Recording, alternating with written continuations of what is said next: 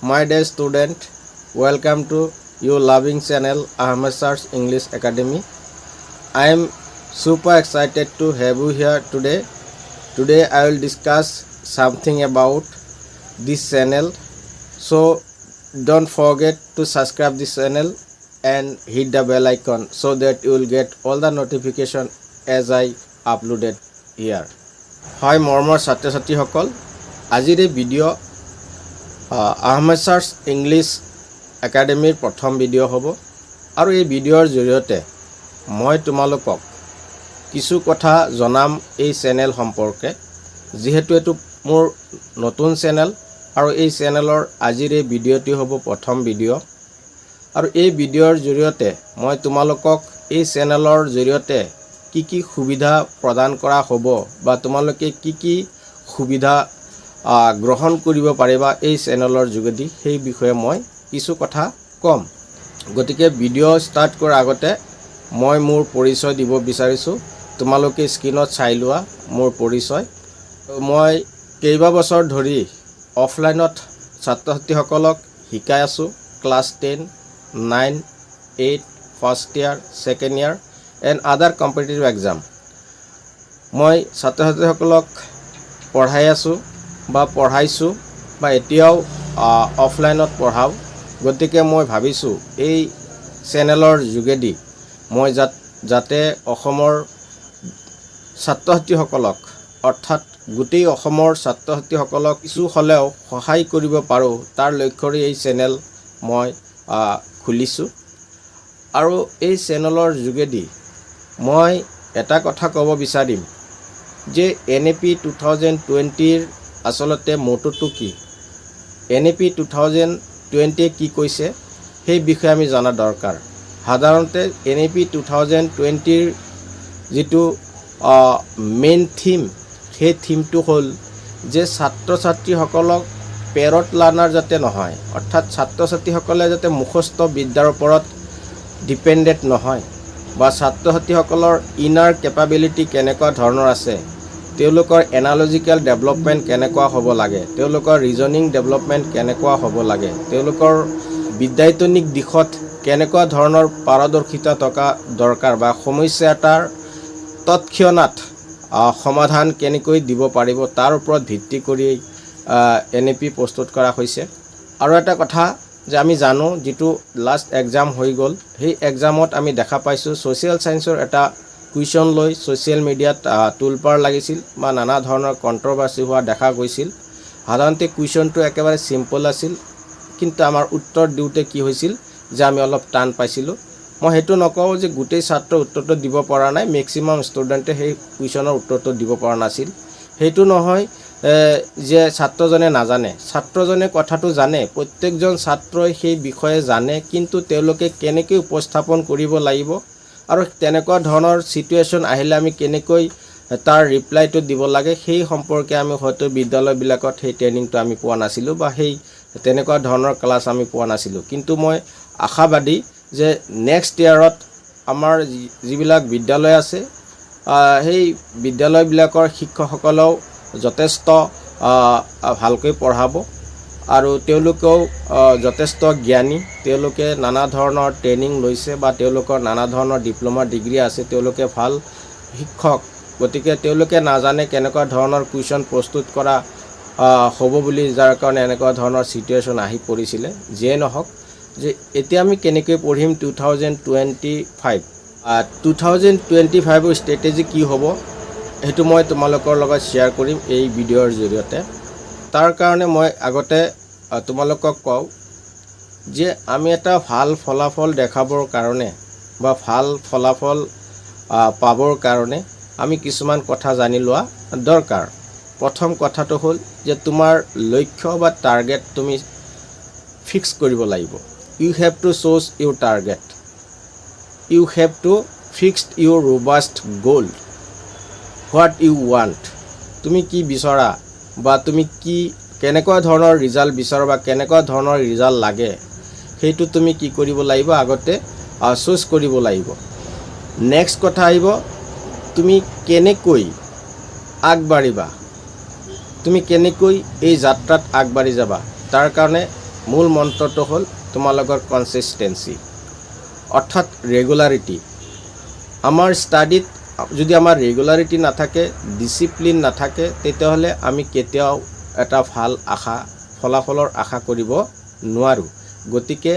we have to maintain proper consistency till the end I mean up to examination আৰু তাৰ কাৰণে আমি কি কৰিব লাগিব আমি কিছুমান প্ল্যান কৰিব লাগিব কি প্ল্যান কৰিম একদম সিম্পল আমি প্ল্যান বুলি কোৱাৰ লগে লগে ভাবো আমি ৰুটিন বনাম আমি কিমান ঘণ্টা পঢ়িম কালি কিমান ঘণ্টা পঢ়িম আজি কিমান ঘণ্টা পঢ়িম এই মাহত কিমান ঘণ্টা পঢ়িম আমি আগতে কি কৰি লও আগত প্ৰথম অৱস্থাত at the very beginning of the year আমি ভাবি লও যে আমি এনেকৈ পঢ়িম আমি পুরা সেলফ মোটিভেটেড হৈ যাও আমি ওভার মোটিভেটেড হৈ যাও আমি এনেকৈ পঢ়িম কিন্তু এক মাহ দুই মাহ যোৱাৰ পিছে কি হয় আমাৰ হে মোটিভেশন নাইকিয়া হৈ যায় গতিকে মই কও যে আমি এনেকৈ আগবাঢ়িব লাগিব যাতে আমাৰ মোটিভেশনটো কি নহয় ইৰাডিকেটেড নহয় বা মোটিভেশনটো ডিমলিশ নহয় মোটিভেশনটো আমি ধৰি ৰাখিব লাগিব আৰু তাৰ কাৰণে আমাৰ কিছুমান সাইকোলজিক্যাল দিশ আছে সেই বিষয়ে আমি জনা দৰকাৰ গতিকে মই তোমালোকক কৈ আছো যে তোমালোকে 12 ঘণ্টা 10 ঘণ্টা 8 ঘণ্টা 15 ঘণ্টা পঢ়াৰ দৰকাৰ নাই তোমালোকে ভাবিছা যে মই 12 ঘণ্টা পঢ়িব নোৱাৰো 10 ঘণ্টা পঢ়িব নোৱাৰো 8 ঘণ্টা পঢ়িব নোৱাৰো মোৰ পাৰ্চেন্ট কেনেকৈ ভাল হ'ব মই কেনেকৈ ভাল ৰিজাল্ট কৰিব পাৰিম এনেকুৱা ধৰণৰ নহয় যে কিছুমান ছাত্ৰই 12 ঘণ্টা পঢ়িছে কিছুমান ছাত্ৰই 15 ঘণ্টা পঢ়িছে কিছুমান ছাত্ৰই 10 ঘণ্টা পঢ়িছে তেওঁলোকৰ ৰিজাল্ট ভাল হ'ব আৰু এজন ছাত্ৰই 6 ঘণ্টা পঢ়িছে তেওঁৰ ৰিজাল্ট ভাল নহ'ব একদম ভুল ধাৰণা এটো সাইকোলজিক্যাল কথা যদি তুমি ভাল ৰিজাল্ট কৰিব বিচাৰিছা তেতিয়াহ'লে তিনিটা কথা তোমালোকে মন কৰিব লাগিব এটা হ'ল কনসিস্টেন্সি অৰ্থাৎ ৰেগুলাৰিটি মেইনটেইন কৰিব লাগিব ফ্ৰম স্টাৰ্ট টু এণ্ড বছৰৰ আৰম্ভণিৰ পৰা পৰীক্ষালৈকে তোমালোকে এটা কনসিস্টেন্সি মেইনটেইন কৰিব লাগিব দুই নম্বৰ কথা হ'ল তোমালোকে প্ল্যান কৰিব লাগিব প্ল্যান মানে এনেকুৱা নহয় যে প্ল্যান কি আমি এটা ৰুটিন বনাই ললো ইমান ঘণ্টা পঢ়িম এনেকুৱা ধৰণৰ প্ল্যান নহয় প্ল্যান মানে daily target you have to do daily target পিছদিনা টাৰ্গেটটো আগদিনাই কৰিব লাগিব তুমি যেতিয়া আগদিনাখন ৰাতি পঢ়িবা পঢ়াৰ টেবুলত বহিয়েই বিছনাত যোৱাৰ আগতেই তুমি এটা প্ল্যান বা এটা টাৰ্গেট তুমি ফিক্স কৰি থব লাগিব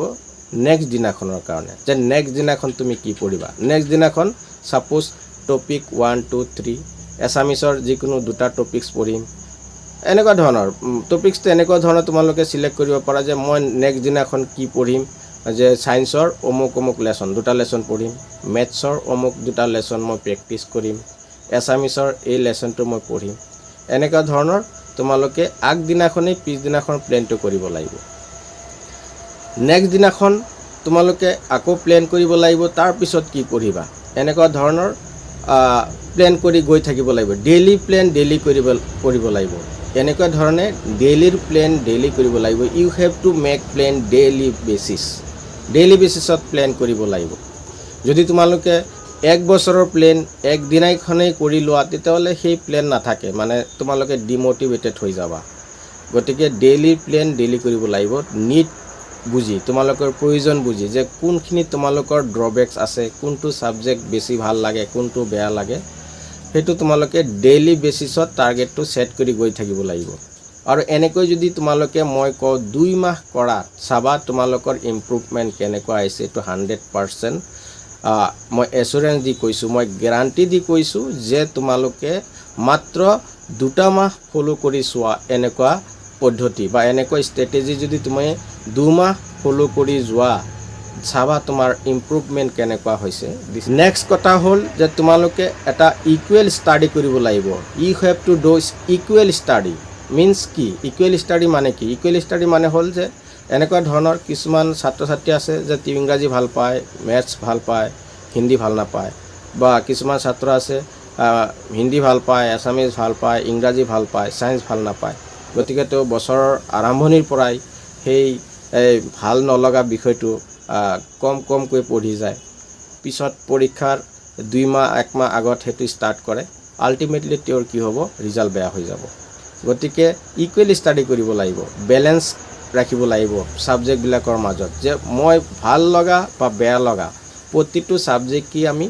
এটা লিমিটত বা এটা বেলেন্সত আগুৱাই লৈ যাব লাগিব তেতিয়াহে আমাৰ কি হ'ব পাৰ্চেন্টটো আমাৰ ভাল হ'ব বা আমাৰ ৰিজাল্ট ভাল হ'ব নতুবা কি হ'ব তুমি সাপোজ 4টা সাবজেক্ট ভালকৈ জানা দুটা সাবজেক্ট অলপ তোমাৰ কাৰণে অলপ হেজিটেশন বা তোমাৰ অলপ বোৰিং লাগে দুটা সাবজেক্ট সেই দুটা সাবজেক্ট তুমি কমকৈ পঢ়িছা তুমি মেট্ৰিকত যেতিয়া এক্সাম দিব যাবা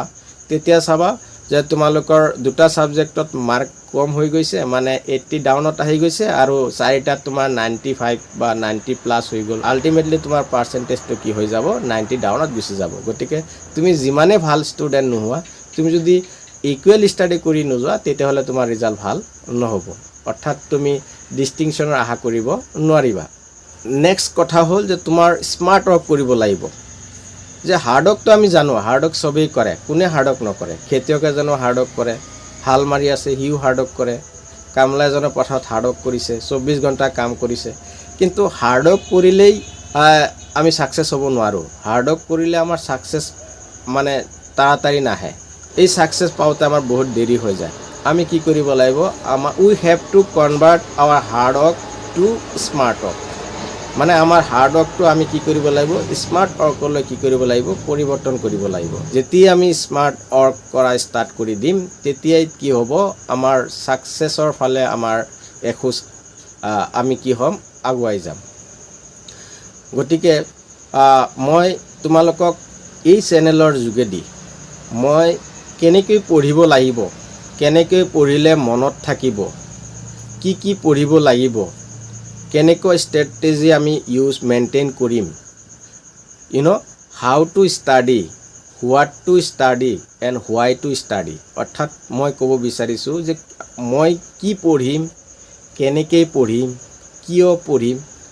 এই কথাবিলাক মই এই চেনেলৰ যোগেদি তোমালোকক সময়ে সময়ে ইনফৰমেশন দি থাকিম মোৰ যি